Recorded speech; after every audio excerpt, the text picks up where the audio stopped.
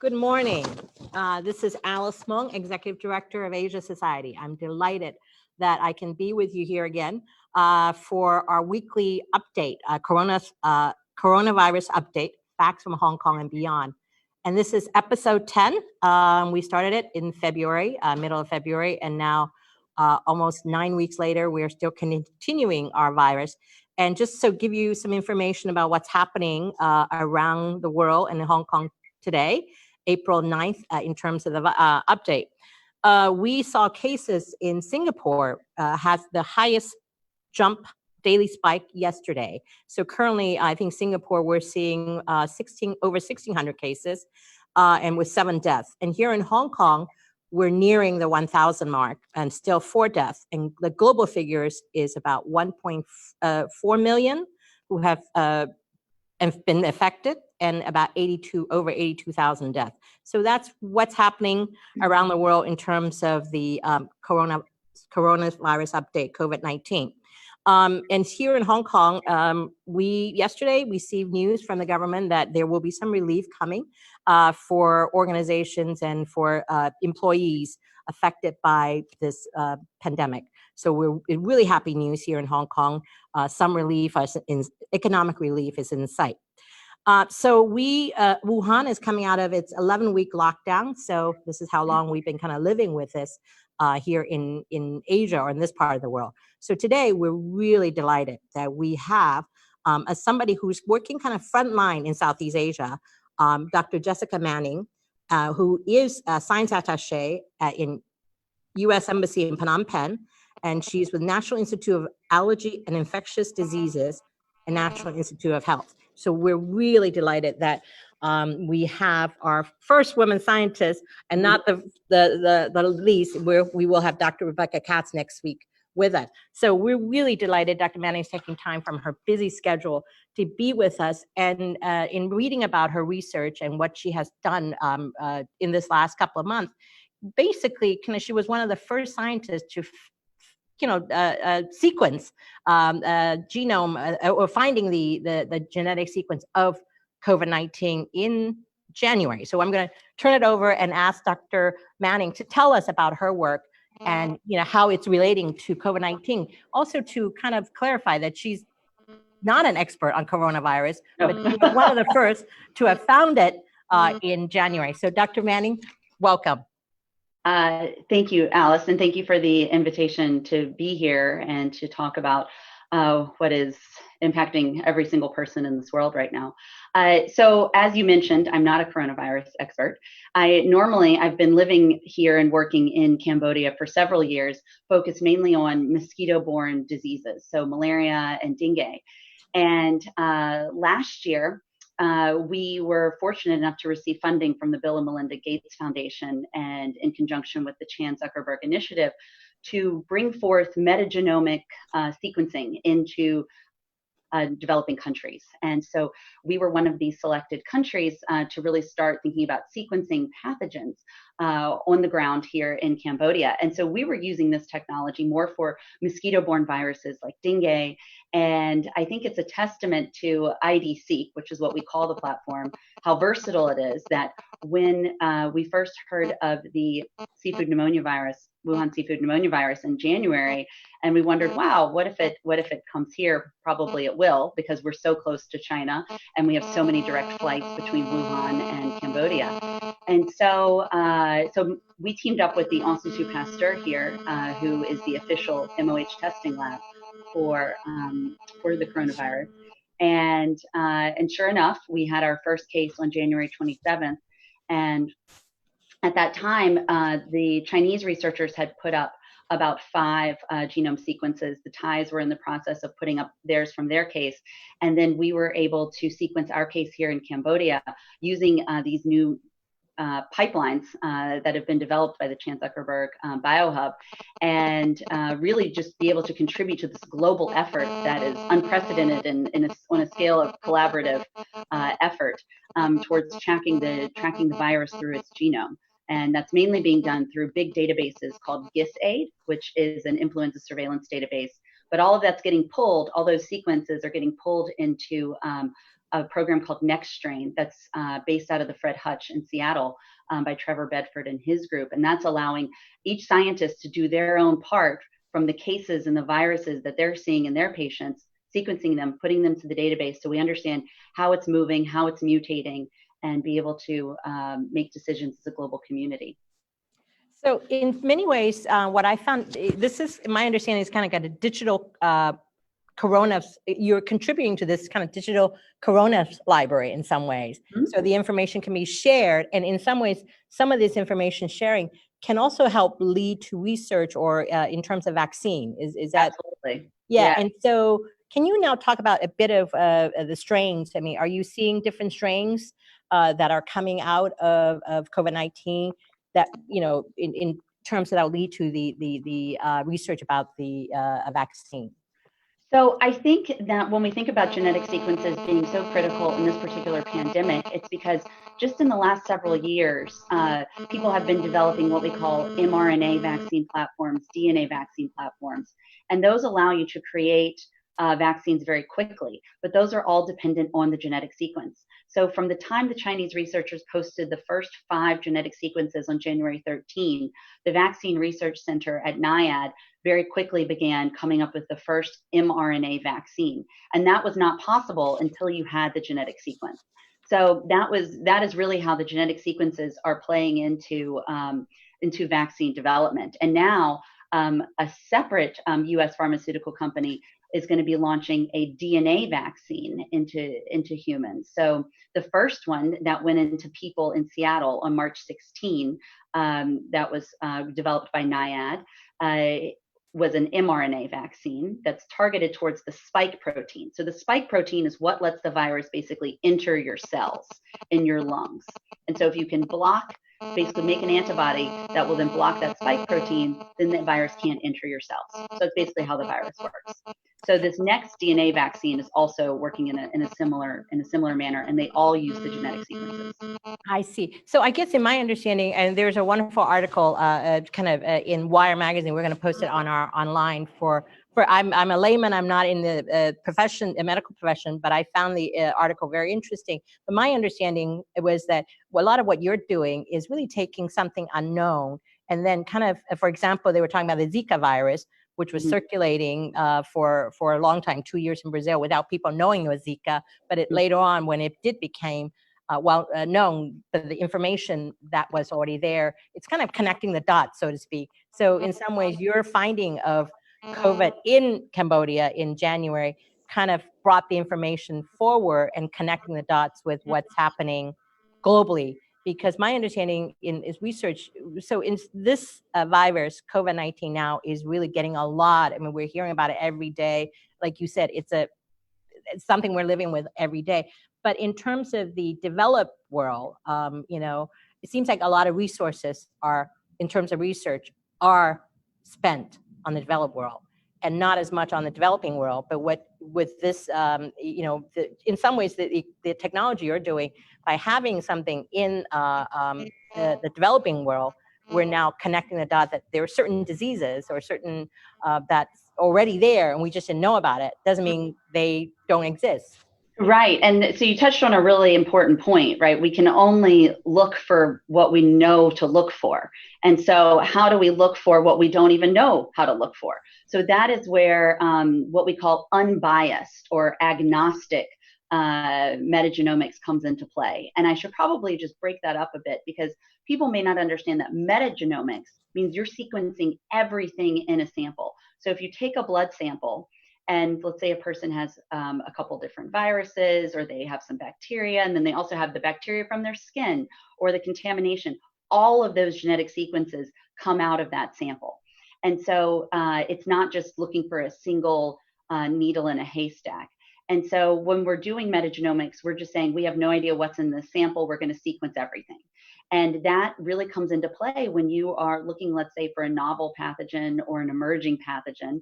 And in this case, because of the Chinese experience, we knew it was what was coming down the pipeline, right, a little bit to the rest of Asia and the world. I don't think anyone anticipated what we're in now. Right. But at that time, because they posted the genetic sequences first, people were able to make a test. But a lot of effort is going into how can we look for something like this before it explodes.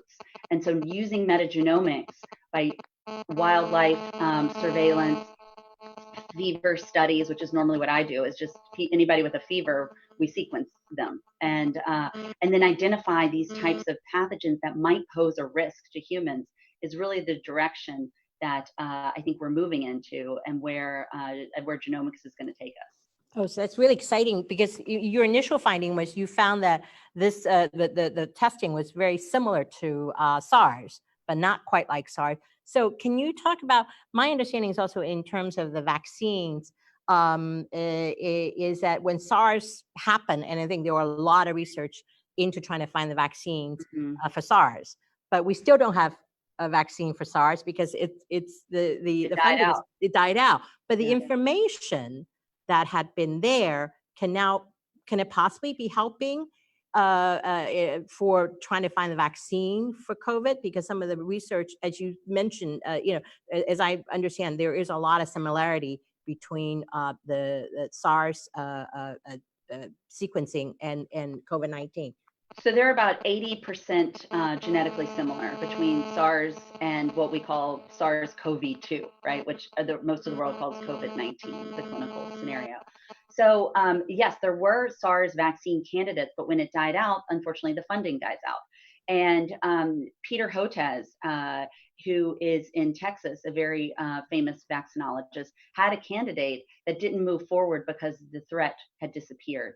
And now I believe that he is trying to move forward those vaccine efforts that had kind of stalled at the phase 1 stage. So we have a preclinical stage that's in animals, and then phase 1 is when we put it into humans for the first time. So no SARS vaccine went into humans because it burned out, because we were able to eliminate human-to-human transmission. But unfortunately, with COVID-19, it does not look like that is really going to be the same way that it gets eradicated. So that's a question I have for you exactly about that, because when we started this dialogue with the experts here in Hong Kong in February, because of Hong Kong's experience with SARS in 2003, everybody at that time in February were thinking, oh, by July, when the weather is hot and everything, that SARS, will go back to normal. And we're actually, this is April, almost middle of April, and all the experts we're talking to lately are saying, hey, we're here for the long haul, including your boss, Dr. Fauci in Washington, is that so it looks like, although it's 80% similar, it looks like we have to live with this for a while until the vaccine is found, correct?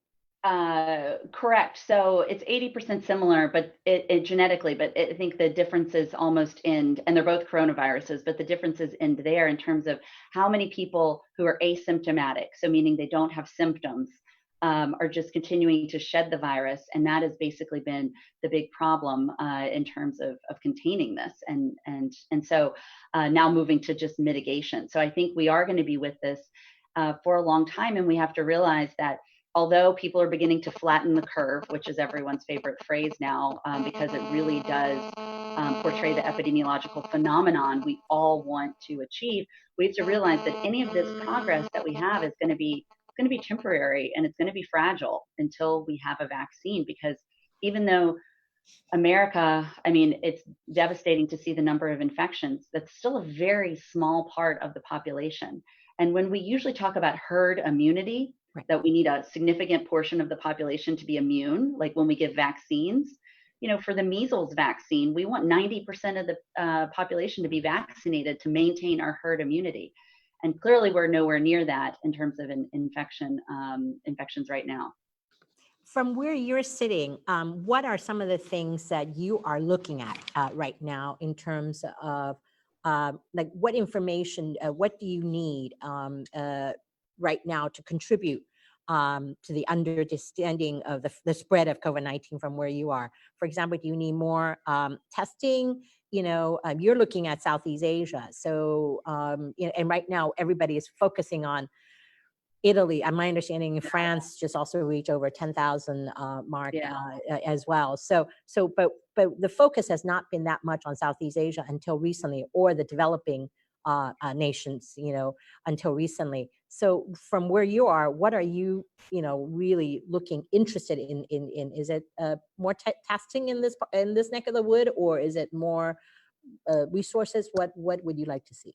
Right. So I think for Southeast Asia, you've probably heard the hypothesis that maybe this virus doesn't transmit as effectively in heat or high humidity. And that may have been the reason for the lag in Southeast Asia initially. As you know, we also have very young populations here in Southeast Asia. We maybe could be having asymptomatic transmission. So I think the number one most important thing right now is for us to think about rolling out the antibody tests, the seroprevalence surveys to see who's immune and who's not immune. Because once we resume or get closer to resuming normal life in phases, the greater Mekong subregion is a huge area of human migration. Migrant laborers moving across all sorts of borders. And so the question is, if we are still overwhelmingly vulnerable, we're then going to have more spikes in transmission that are going to lead to really stressing the healthcare systems here, which, as you know, in some of the countries in Southeast Asia are weaker than others. So I think right now, testing wise, we've actually been doing, I think, okay for the burden of disease we have. Singapore has been doing an amazing job. And then we've also, but we need to think about defining immunity. What is the COVID-19 denominator for Southeast Asia that's going to allow us to think about reopening business as usual? My understanding with Phnom Penh is that because of its relations with China, even though they closed the border in Cambodia with the Western nations very early on, but the connection or the with China was not closed.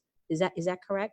And especially now with China coming back, as I mentioned, Wuhan is now lifting its travel ban and all that. Mm-hmm. So are you going to see? The second wave? I mean, maybe you guys don't even have a second wave. It's still the first wave. Yeah, I'd say we're still in the first wave. Yeah, you're still in the first wave. Are you worried No. about the people to people from China? Like you said, the asymptomatic, and in fact, it's a very high asymptomatic. Isn't it like a third? The estimates are between 25 and 50% may be asymptomatic. And asymptomatic may be a bit of a misnomer. We use that word a lot in dengue infection as well, because asymptomatic actually may mean, you know what, you've got a little bit of a headache and maybe you feel not so great today, but you don't actually seek clinical care. And so that is, so maybe people, when they look back on it, say, oh, you know what, I kind of felt not so great for a couple of days. Maybe that was it. But you're right, there is a large portion of asymptomatic, and we do still have, I mean, flights are greatly reduced all around the world, but we do still have movement between Cambodia and some other Asian countries, China included. And right now there are no flights coming from the US or Europe that are connecting through at the moment. Because predominantly most of the cases here in Cambodia that have been found so far are imported from other countries, because it's been difficult to find local transmission, community transmission so far. So yeah, that's the question I wanted to ask you about, the local transmission. It seems to me, I think Cambodia's number is quite low still. Yeah. And is it, and you also mentioned, and somebody mentioned it, I when I think of Southeast Asia, it's really outdoor living. I mean, street food. I mean, it's, and is that helping in terms of its lack of spread? I mean, we keep on, everything has been focusing on social distancing in Hong Kong, and in, Singapore is going to make it more stringent on the social distancing side of it, the West and so on. So is Southeast Asia going to have a different way of, do they need to, I mean, is social distancing the way to go for Southeast Asia? Well, I think you completely just laid out what are probably the major epidemiological principles of maybe why we don't have so much spread. If I speak just to Cambodia, which also applies to Laos and others, we are predominantly an open air society. We have no mass transit. We ride in open air tuk-tuks or alone on a moto. There's open air pagodas. There's no closed in churches, and we're a very young population. So I think you put all of those factors together and you can see why we would have less transmission. Now, for places like Thailand, which may be more similar to Hong Kong, remember, we thought that maybe SARS had a connection to the really cold air-conditioned malls, correct, even though it was really hot outside. And if you've ever been to Thailand, everybody knows there's lots of malls. And so, is that contributing to transmission that, here in Cambodia, where we really don't have malls, then we would have lower transmission. So I think those all combined together are reasons why we are not seeing as much community spread. But don't get me wrong, the virus can easily still transmit in places that are hot and humid, but maybe it's not as effective. And I think that is what everybody is holding their breath, waiting to see what happens in countries that are further north. Are things going to lighten up come summertime? And right now, it's really, if things are still transmitting this way in Singapore and other hot countries, I don't know that if the writing is on the wall yet for what's going to happen in Europe and the US this summer. Okay, that's really interesting because we here in Hong Kong, tomorrow is a holiday with Easter weekend. Yes.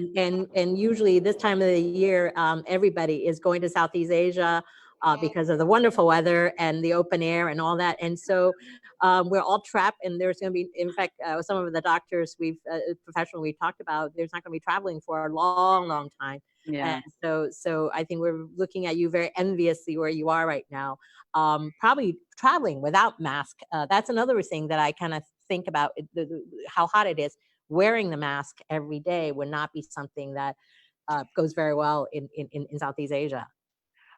Yes, but people are now basically, required to wear masks outdoors at all times. And if it makes you feel any better, Alice, all the pools have been closed here in Cambodia. So, so we're certainly not lounging by the poolside in the tropical sun at the moment. But yes, everybody is predominantly wearing masks when they are out and about, and it is slightly uncomfortable. But as you know, most countries in Asia are used to wearing masks, and this isn't as foreign to them as it is, I think, in the US and Europe, getting used to what is going to be the new normal. I think we're going to be wearing masks for a long time, definitely on airplanes. I don't think we're going to be shaking hands. I think, having lived in Southeast Asia for so long, we're used to doing the Y and not shaking hands. But I think that might be something that Americans and Europeans start getting used to as well in this new post-pandemic normal. But you're right about the mask, even in Southeast Asia, or even the motorbikes, because of pollution. Yes. And in fact, studies have shown even the pollution masks are better than nothing. Any mask now is better than nothing. So you're right. I think we're all changing, but some of the habits in Southeast Asia, I think, hopefully, definitely in terms of greeting. I wanted to now ask you more about some of the, in fact, in preparation for this interview, I went back to the article that I alluded to a few weeks ago from the New England Journal of Medicine, the one that Bill Gates wrote responding to COVID-19, a once in a century pandemic ?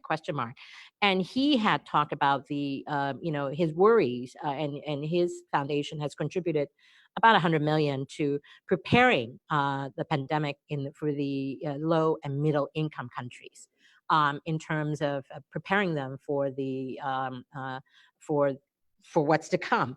And so, from where you are working on the in Southeast Asia, do you think that's are we focusing enough attention yet on the LMICs, because we're now beginning to hear stories of outbreaks in Brazil, in South America and Peru, and also increasingly in Southeast Asia as well. So in terms of resources and also collaboration, are you beginning to see now that we're still kind of focusing, my understanding, and definitely on the media side, still on the what's happening in Europe and the US, but is some of the focus eventually going to be kind of switched to your neck of the woods? So I think that there has been focus. I mean, as you know, there was the global health security agenda from a few years ago. And with that, there was certainly funding that was put into LMICs. Some of it was US government funding via programs that are called Predict, Preempt. Institut Pasteur Cambodia was heavily involved with those in terms of trying to discover new pathogens and doing wildlife market surveys. So I think that people are starting to realize, if you ask any school child in America now, they realize that something happening in Wuhan, China is going to impact their life. And so I think there's no doubt after this, we're all going to realize the interconnectedness, and that there may be more of a solidarity in terms of providing LMICs with the research capacity building to begin to prepare better. But the framework has been in place, but maybe it hasn't been as solidified as we would have liked. But certainly, as physicians and scientists on the ground here, we are trying to collaborate and do things as smartly as we can for each country that we're in. But I would hope moving forward that LMICs do still receive more support. But I also think now high-income countries are going to realize that maybe there's some things they can learn from LMICs, because normally that's the LMIC that may have the epidemic and the high-income country swoops in. But right now there's no high-income countries, right? Because they're having to deal with their own pandemics at home. And so I think that we also have to remember it's bi-directional between the global north and the global south, the lessons we can learn from each other and the resources that should be shared. Great. And this is something also we found out. The World Bank has approved about 20 million US for Cambodia's COVID-19 response. I think it was approved earlier this month. And what do you think is Cambodia's COVID-19 master plan? And how do you think the resources should be allocated? Do you know how it's going to be allocated? I guess we're not focusing on that, yet. But obviously, World Bank is looking at it. And what is kind of the most urgent measure that you think could be implemented with something like that? Well, I certainly think that I am not a representative of the Cambodian Ministry of Health, and so I know that they are in the midst of developing a master plan. They've just re-expanded the testing definitions, and I think probably right now, like every single other country in the world, it's about expansion of testing, bolstering healthcare systems, creating spaces for people who get infected to reside in. They may not need a hospital, but just like in America, we're trying to figure out where do we put people who are mildly infected so that they don't infect other people in their households. And then also, as we alluded to earlier, kind of moving forward, the question of finding out who is immune and the seroprevalence testing. So I think the priorities here are probably the same as the priorities in many other countries about where resources need to go. So where do we put sick people? Testing and figuring out who's immune. And I think you mentioned your work, some of the work that the Chan Zuckerberg Initiative and also the Gates foundations have done in this area, and other philanthropists around the world, focusing on this. And we saw, in fact, more news. I think somebody, founder of Twitter, just committed $1 billion. Yeah. So these are all great news. But in terms of the money coming in, I mean, we know a crisis like this needs the leadership from government, organizations like a World Health Organization taking the leads, and also the philanthropists. Are you, with this virus, are you seeing that coming together? I guess it's in some ways collaboration. You mentioned, it sounds like from my reading, and I, being a layman, not really focusing on public health until now, reading so much about it, in terms of research, your colleagues, they're now collaboration in terms of trying to find the vaccine and all now. So the collaboration on the academic level and the researchers, you all right now sharing information it seems to me very, very effectively now in light of technology. We're speaking here via technology. So I think on that level, in terms of the researchers, my understanding is that infrastructure is there.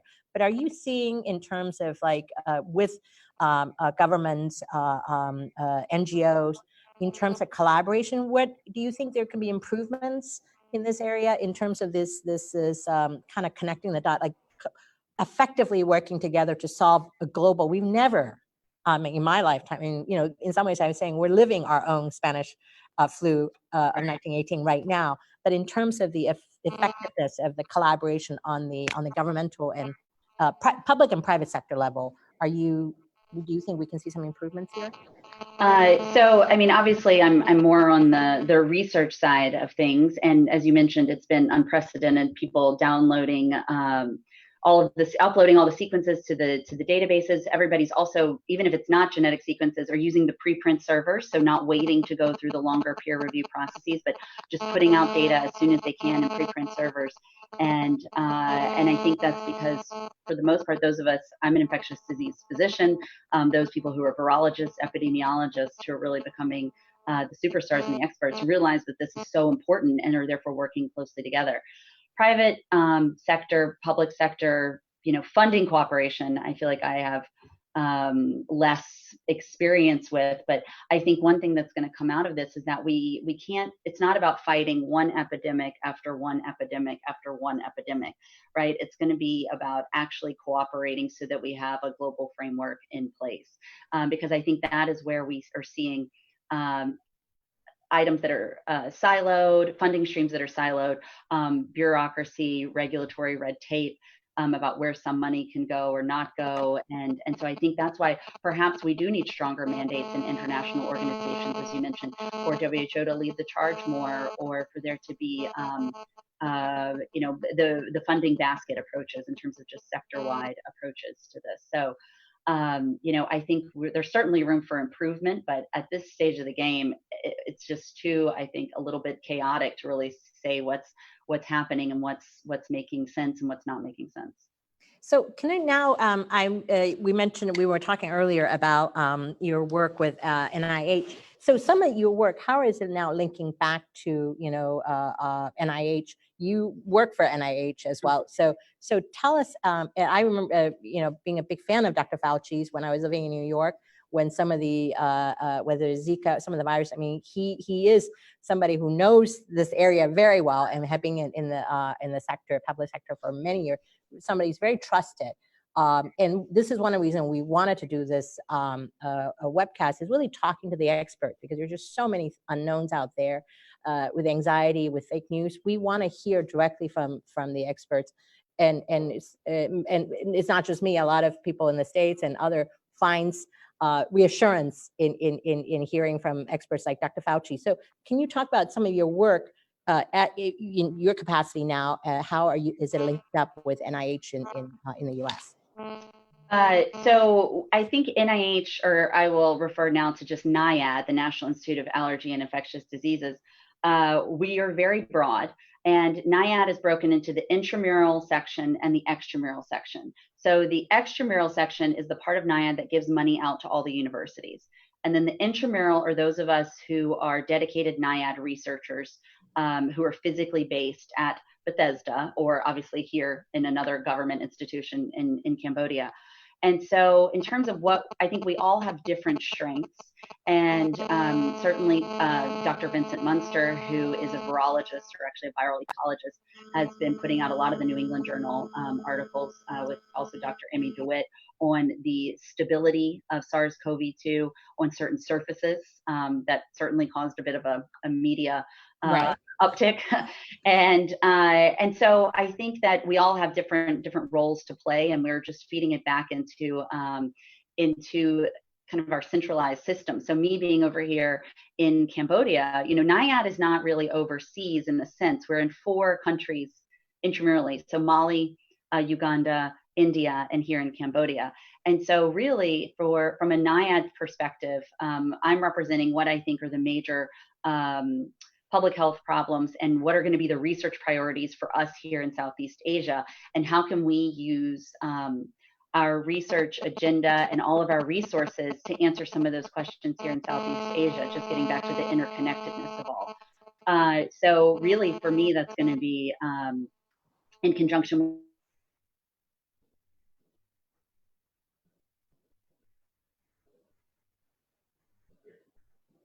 with these seroprevalence in Southeast Asia to see who is immune and who is not immune. So those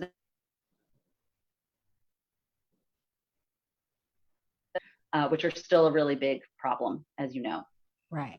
Well, we're now halfway through our talk. We're going to turn the question, start answering questions from our online audience, so that they get a chance to really ask the experts. And again, we want to stress that Dr. Manning is not a coronavirus expert, but as a somebody who looks at infectious diseases, some of the questions she may be able to answer it. For this question, this is coming from for those who are asymptomatic and those who have symptoms. What are the differences in terms of their genes? Is that something?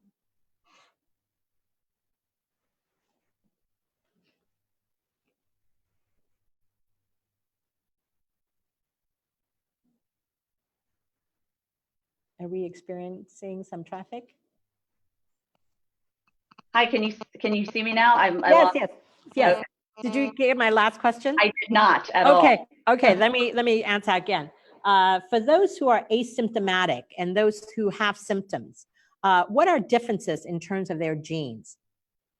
So that is a question that many people are trying to tease out right now. So a couple different hypotheses would be that we have different genetic variations in our ACE2 receptor, which is the receptor where the virus binds. So perhaps that could be one reason. The other reason would be that we're seeing a big difference between men and women, right? And so that could be the fact that, we have an immune response even for pathogens we've never seen before. So vaccines give us memory that will help fight a virus, but we have an innate immune system that will just trigger an inflammatory response. And so it's thought that maybe women have better inflammatory responses, immune responses, and therefore have been less affected. But teasing out the genetics right now is going to be a tricky question, because we're also looking at differences in health disparities, access to care, age, different living scenarios, right? Where you're having older parents live with younger parents, live with little kids, and therefore, you may see more deaths in those. And that's been one reason why we're thinking there's more deaths in Italy and Spain, not because of their genetic differences in the Mediterranean, but because perhaps of their multi-generational living habits. So how do we begin to tease that all out? It certainly has started. But it's going to really require that we have robust clinical data to understand exactly how somebody did with the infection, and then linking that back to their genetic sequence and trying to piece apart the differences. So yes, there could be ethnic differences that are manifesting it as either changes in the receptor. There could be gender differences. And so all of those could be reflected somehow in the genetic sequence. And that is definitely on the list of things to look for. Right. Yeah. Interestingly, watching, I believe, was yesterday's Governor Cuomo's briefing, and I think they're definitely in New York in terms of the minority population, African Americans, and other minorities. There is difference in terms of it seems to me, some of the cases in New York State and New York. Higher rate. I mean, is that something that you like you said, in terms of the race, that's also something that will be looked at, I guess, as we move along with this. Yes, I mean, we certainly are seeing that African Americans are becoming more affected in the U.S., and that could be due to health disparities. And certainly we need to make sure that research, that's why it's so important that research is inclusive of all ethnic backgrounds. But, obviously New York is bearing the brunt of this because of population density, right? And that may be one reason why a place like Cambodia, which only has 16 million people in the whole country, which is less populous, may be doing better. So again, how do we begin to tease all of those out? And it's going to be through well-planned and well-executed clinical studies.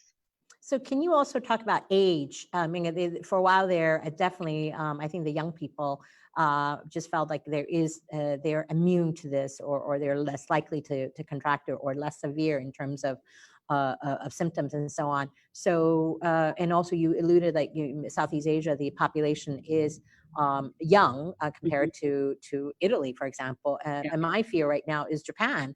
I think this week, the government just have emergency measures put in, and if what's happening in Italy, I hope. I mean, Japan has a very relatively older population. So can you talk about age in terms of your understanding of this COVID-19 is some of the fees. Maybe talk about some of the mythologies that maybe the young people don't get it, or they don't die from it. We're seeing some Right. figures that they do die from it. Maybe just not in that greater number.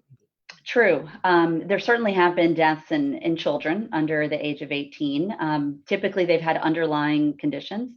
And fortunately, therefore, in America at least, children have been 2% or less of all hospitalizations.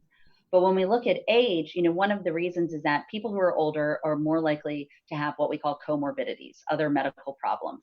And we know that people have worse outcomes when they have high blood pressure, when they have cardiovascular disease, which unfortunately in America, where a large portion of our population is obese, we may see higher rates of that than we see in, let's say, here in Cambodia. So I think that age is playing into it in and of itself. We know that our immune systems weaken as we get older, and therefore we might not be able to fight off a virus. And then we lay on top of that the comorbidities. In addition, there's been some interesting work asking, do people who have high blood pressure, who are on certain high blood pressure medications we call ACE inhibitors, that block that binding with the ACE receptor, ACE1, does it actually cause more ACE2 receptors to grow? And therefore, then you have more places for the virus to bind. And at least that's been seen in animal models. So are we really seeing high blood pressure, which is very common, really driving this mortality rate in the older populations? But certainly young people are also not immune to this. And I think everybody's hopefully finally getting that. I think so. I hope so. And another thing that I think we're not taking for granted these days, since all the gyms are closed, is how much workouts. I think people, that's another reason people in the West, and now the weather is getting better, people are going out running. And, I have to say, I really do miss my gym right now, as well as concert halls and other things where that we, I think we're not going to take these things for granted when we're back to normal, whenever that is.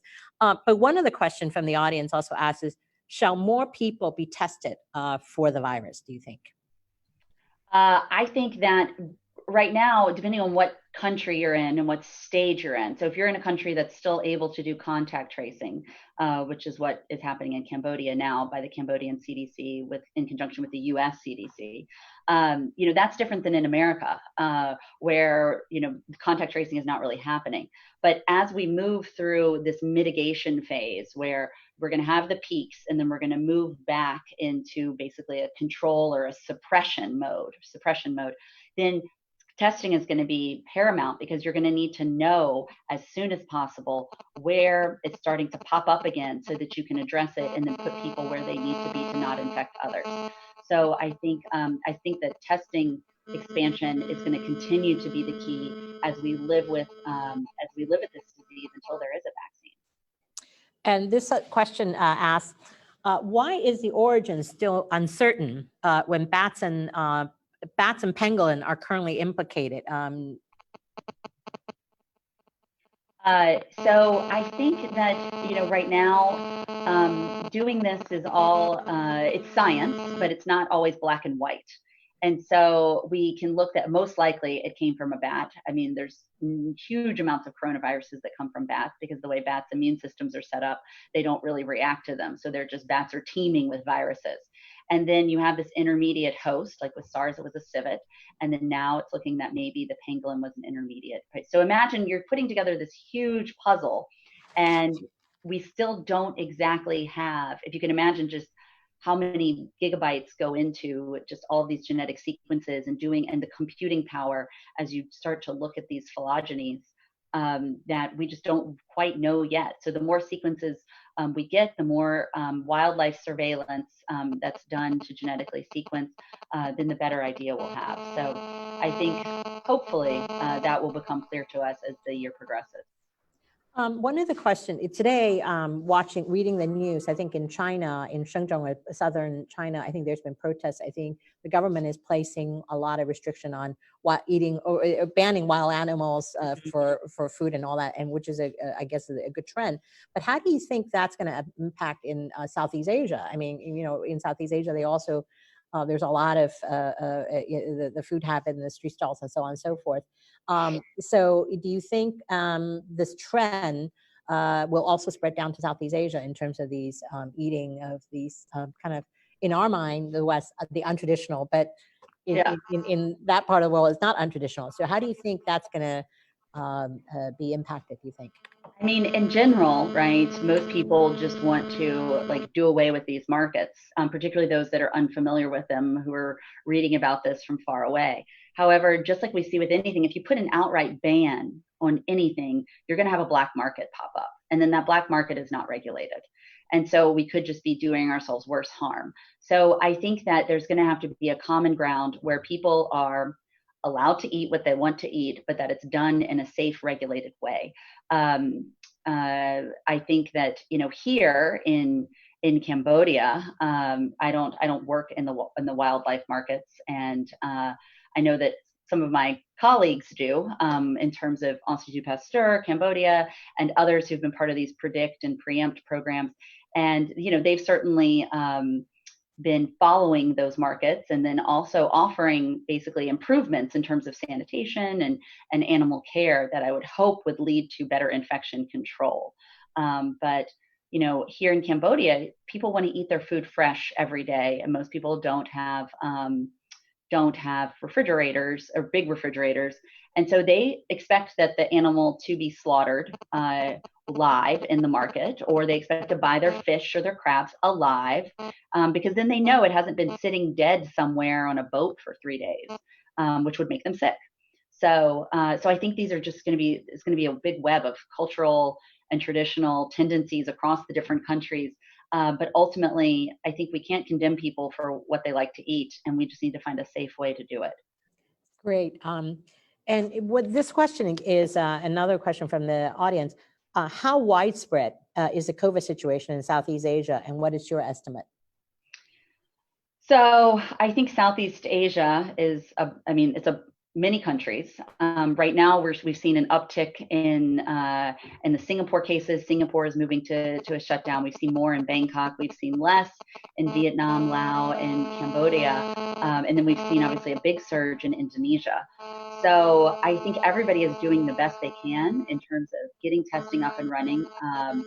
Here in Cambodia, testing has gone fairly smoothly.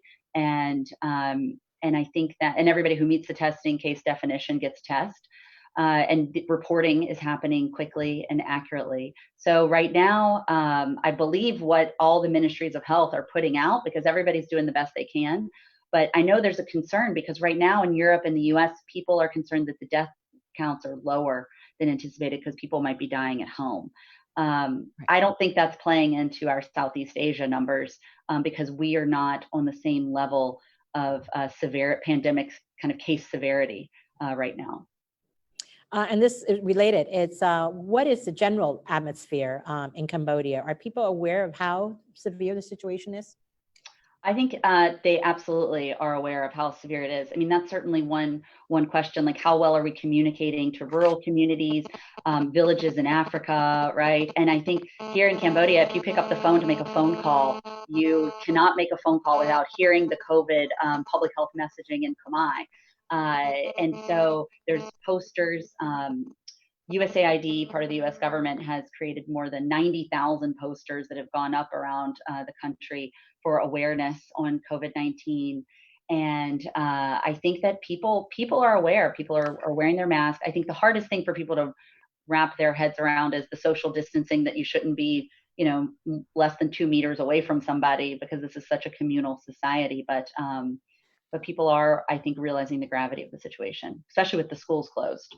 Oh, the schools are closed. That's interesting. And that goes back to what you was talking about, the multi-generational in Southeast Asia too, like here, parts of Hong Kong as well. You know, I think a lot of the fear is some of the young people taking it back to grandparents and so on. And Hong Kong, the school has been closed since Chinese New Year, and we just extended the closing until end of May. Very likely that this school year is going to be out entirely. So I think in fact, our first speaker, as I recall, his interest is in terms of the children, you know, the study of how the children gets it or not gets it, and how they are the carrier. Because often when you have a flu, when you have kids, they bring them home from school and all that. So this is something that I think there is some fear, and the closing of the schools seems to be It's something that Singapore has also adopted recently as well, which they did not do initially. But then this question is talking about preventive measures. Some of the preventive measures are advocated by developed countries, social distancing, hand washing, quarantine, and all of that. I think according to UNICEF, we have, 3 billion people lacking access to hand washing, hygiene, So what do you see as practical for developing countries? How is that, can these remedies be adapted for developing countries? In terms of hygiene? Right. And I think, so basically, are the same measures going to work in both the LMICs and at the high income countries? And from being an infectious disease doctor and mainly from living in Africa before, working in Mali, Malawi, some pretty resource scarce settings, I think Southeast Asia is a little bit better off in terms of having access to water, and at least that aspect of hand washing.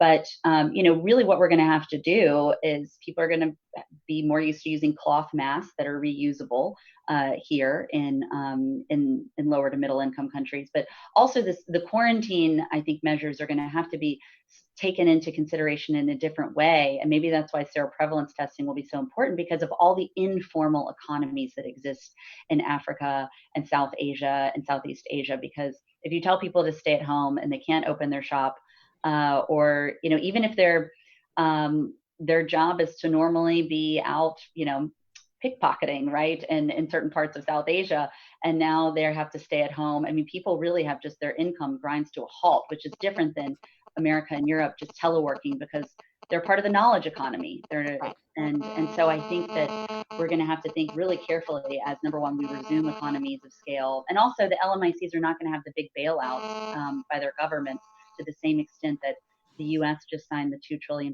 economic stimulus.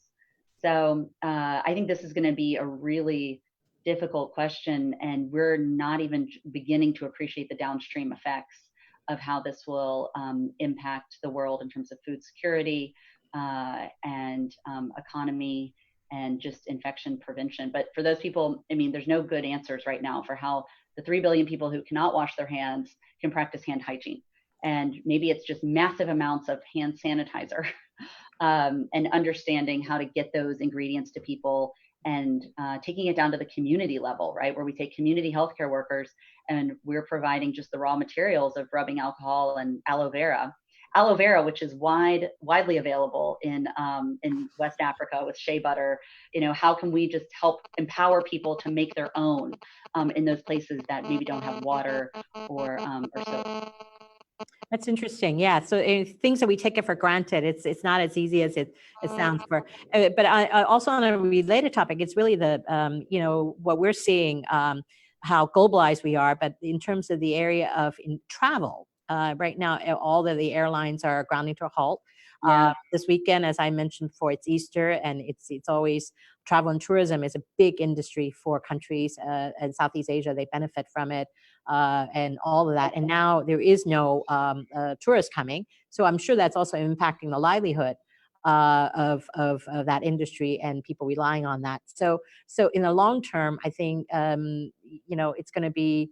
And I guess one of the concerns I was thinking about is, even with China, there was an image of now that people are out, they're finally let out. It's almost like after Chinese New Year, after the lockdown, some of the areas are seeing massive amount of people. Definitely no social distancing being practiced in these local tourist sites. So I guess the question is, when we can travel again, let's say, and also this spread is not going away, like you said, anytime soon. How are we going to mitigate? And yes, we're probably all going to be wearing masks on flights, but how are the local communities, that are benefiting from the tourists? How are they going to handle them? I have a feeling, because you couldn't travel now, there is going to be a travel boom. Maybe not on ships, on cruises, but I can see, yeah, I can see countries like in Cambodia. I mean, with wonderful treasures and so on. So how do you think are the governments and people locally going to be able to handle that kind of onslaught when the time comes? I think that's going to be a question for every single person in the tourism industry, or who owns, boats and planes and different vehicles for moving people. Are we going to have to start back at 25% capacity to ensure that people are spaced out? Move that to 50% capacity, just like moving back into, our offices, or how you go to the what we call the DMV and get your driver's license, right?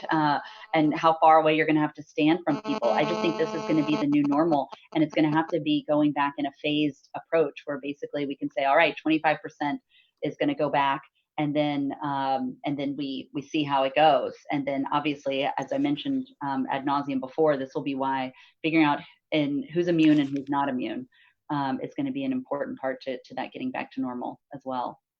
So I think we are getting close to the end. I want to give you the final thoughts from where you are. What would you like to see? I mean, what do you think is going to be the victory sign, or the light at the end of the tunnel in terms of what's going on with the COVID-19? What sign are you looking at, so that right now we're trying to give people some hope, because every time I've spoken to, I feel better after speaking with each of the experts, because Right. just the knowledge is really empowering. And also with this COVID-19, I think everybody is going to become not take a lot of things for granted in terms of hygiene, friends, and so on. How much in terms of people, we need people, whether we can interact through Zoom or other digital. It's just, I think this, and we're all going through this together. In some way, this is something unique, that it doesn't discriminate between, high income or developed countries and LMICs, and it doesn't discriminate between, politicians or just, average workers. So what is some of the signs that you think we should look forward to, and that will mark kind of the end of this global odyssey? Those are to end on a note of hope, and to circle this back to what we started talking about, which was genetic sequencing. Now the virus has moved through, over almost 1.5 million people, right? And so far, of the I think 3,000 genomes that are up in next strain, we can see that the genome is fairly stable, and that there's not that many mutations, right? 4 to 10 on average. And so the fact that there is a stable genome means that once we get a vaccine, that most likely, we hope, that we won't need to make a new vaccine. That vaccine that has gone into human volunteers in the phase 1 trial a few weeks ago will hopefully be effective against this virus, because it is stable and it's not rapidly mutating like the flu, right? We have to make a new vaccine for the flu every year and revaccinate everyone. Right. And I hope, my glimmer of hope is that the vaccine that is eventually successfully made for coronavirus 19 will be the end game. So that would be the optimist in me. And in terms of what we should be looking at now, it is terrible to see these numbers of deaths go up every single day. But remember, we need to just be looking at the number of new cases and focusing on bringing that down, because that ultimately, there's a lag period that everybody has to understand in reading this epidemiological data. And so I think we're looking for ultimately new cases to come down, to bring us back into a point where we can focus on suppression. And that is what I'm hoping will happen, before the end of the year, that we will be back in a suppressive mode instead of this damage control mode. So that'd be my final thought. Hopefully that's hopeful enough. How about timeline? What you had mentioned, 18 months. What right now, where you look, timeline? How long? A year? So right now, based on the fact that it just went into the phase 1 in March, hopefully the phase 2 would start over the summer.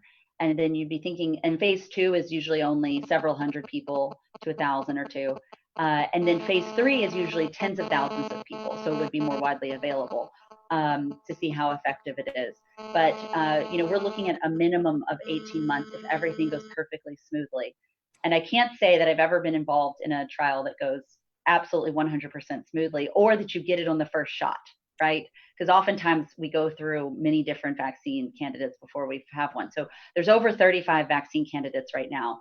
The majority of them are in animals. As I said, NIAID has moved one into humans, and there's another US pharmaceutical company that will be moving a second one into humans very, very soon.